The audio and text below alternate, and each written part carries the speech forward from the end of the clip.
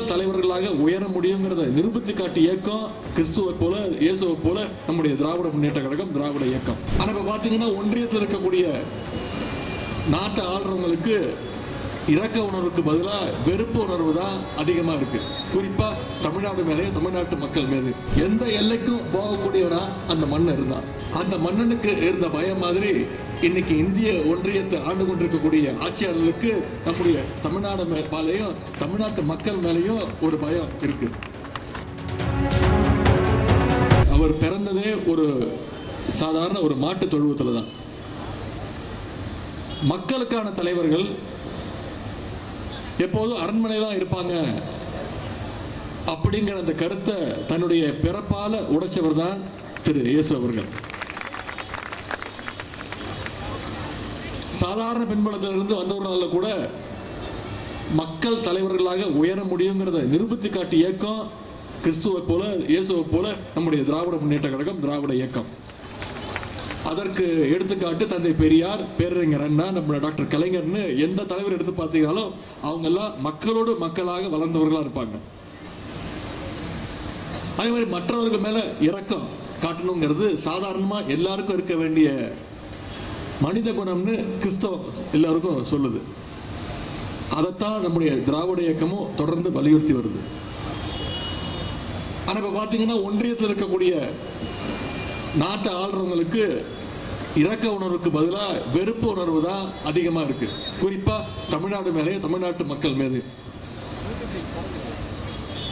இயேசு பிறந்த காலகட்டத்தில் ஆட்சி செய்த ஒரு மன்னன்,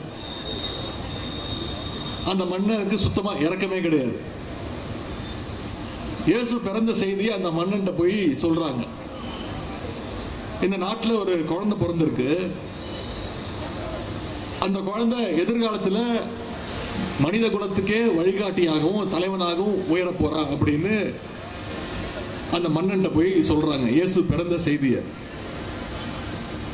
அந்த செய்தி கேட்ட மன்னன் மகிழ்ச்சி அடையாம பொறாமைப்பட்டான்.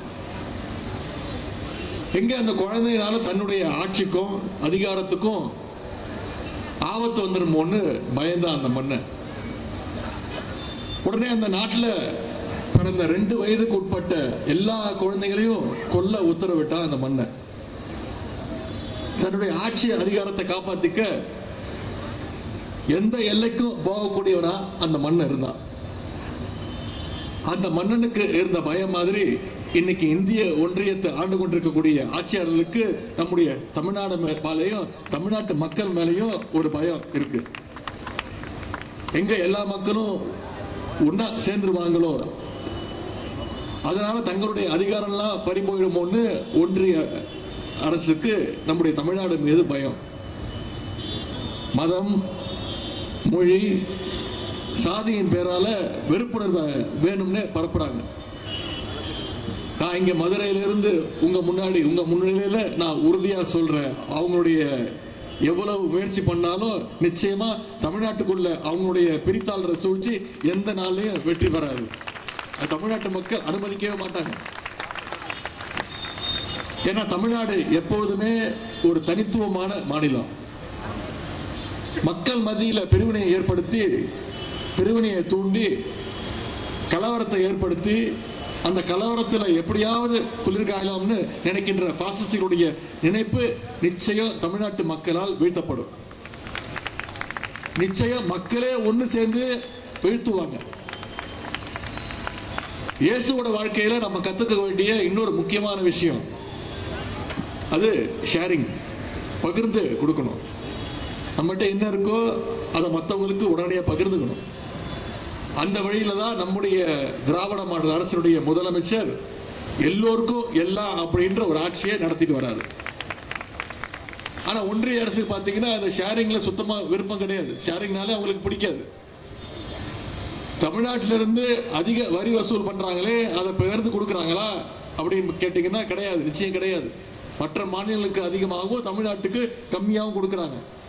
இருந்தாலும் நம்முடைய முதலமைச்சர் அவர்கள் தமிழ்நாட்டு மக்களுக்கு என்னென்ன தேவையோ அதை தேவை அறிந்து சரியாக செய்து வருகின்றார் நம்முடைய முதலமைச்சர் அவர்கள்.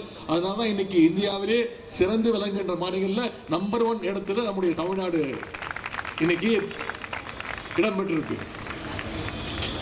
பாசிஸ்டுகள் எவ்வளவு கொடுமைகளை செஞ்சாலும் அதையெல்லாம் தாங்கிக் கொண்டு தமிழ்நாட்டுடைய தனித்தன்மையை, மத சார்பின்மையை நம்முடைய திராவிட முன்னேற்ற கழகமாக இருந்தாலும் சரி, நம்முடைய திராவிட மாடல் அரசாக இருந்தாலும் சரி, நிச்சயம் காப்பாற்றுவோம், எந்த நேரத்திலையும் காப்பாற்றுன்ற உறுதியை இங்கே நான் உங்ககிட்ட அளிக்கின்றேன்.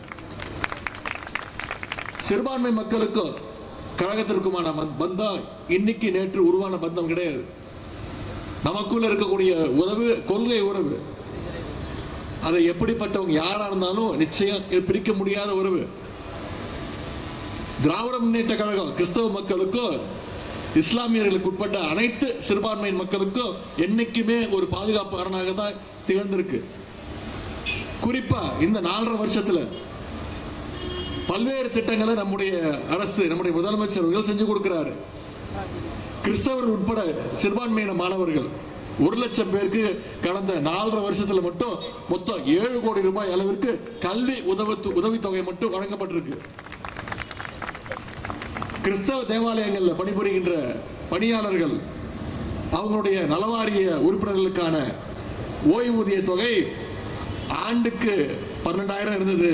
இன்னைக்கு நம்முடைய முதலமைச்சர் அதை உயர்த்தி 15,000 உயர்த்தி கொடுத்திருக்கிறார் முதலமைச்சர் அவர்கள். அதே போல வாரிய உறுப்பினர்கள் இயற்கை மரணம் அடைஞ்சா அவங்களுடைய குடும்பத்திற்கு வழங்கப்பட்ட உதவித்தொகை 20,000 இருந்தது. உங்களுடைய கோரிக்கை ஏற்று இன்னைக்கு முதலமைச்சர் அவர்கள் அதை 30,000 உயர்த்தி கொடுத்திருக்கிறார். அதே மாதிரி வாரிய உறுப்பினருடைய குடும்பத்தைச் சேர்ந்த மாணவ மாணவிகளுக்கு கல்வி உதவி தொகையாக மாதம் 1000 ரூபாய் வழங்கப்படுகிறது. கிறிஸ்தவ கல்வி நிலையங்கள் உட்பட அனைத்து சிறுபான்மையினர் கல்வி நிலையங்களுக்கும் நிரந்தர அங்கீகாரம், அந்த கோரிக்கையும் நிறைவேற்றப்பட்டிருக்கிறது. கிறிஸ்தவ மக்கள் ஜெருசலம் செல்வதற்கு, இந்த புனித பயணம் மேற்கொள்வதற்கு மானியமாக 37,000 ரூபாய் வழங்கப்படுகிறது.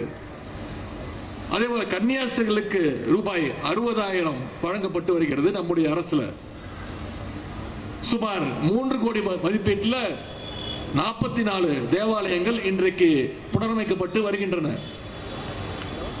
இன்றைக்கு இந்த மேடையிலும் சென்ற ஆண்டு கோயம்புத்தூர்ல கோரிக்கைகள்லாம் வச்சாங்க. அந்த கோரிக்கைகள்லாம் இன்னைக்கு ஒவ்வொன்றா நம்முடைய அரசு நிறைவேற்றிட்டு வருது. இன்றைக்கு இந்த மேடையிலும் பல கோரிக்கைகள் வச்சிருக்கீங்க.